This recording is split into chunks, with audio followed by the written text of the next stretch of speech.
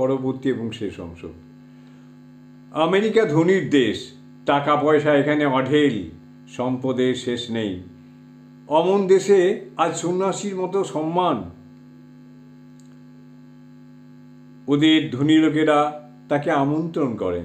অতিথির আদর যত্নের সীমা নেই।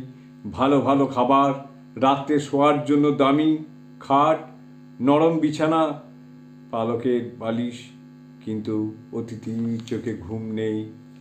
দেশবাসীদের রাত কাটাবার জায়গা হলো গাছতলা। অনেকের তাও জোটে না। তিনি তো তাদেরই একজন। কোন সুবাদে তিনি এই সব মুখরোচক আহার মুখে দেবেন?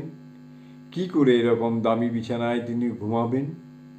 ভাবতে ভাবতে তাঁর দু চোখ জলে ভরে গেল। ঘরের মেঝের উপর তিনি শুয়ে রইলেন। দেশের কথা ভাবতে ভাবতে চোখে আর ঘুম এলো না। সারাটা রাত কাঁদতে কাঁদতে কাটিয়ে দিলেন। ভারতবাসীর জন্য এমন করে আর কতজন কেঁদেছে। এমন বুক ফাটা কান্না। সন্ন্যাসী তিনি, বিরাগী তিনি, তাঁর চোখে জল।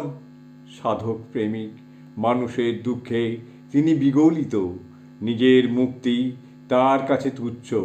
আগে মুক্তি চায় দেশমাতার লাখ লাখ সন্তানের।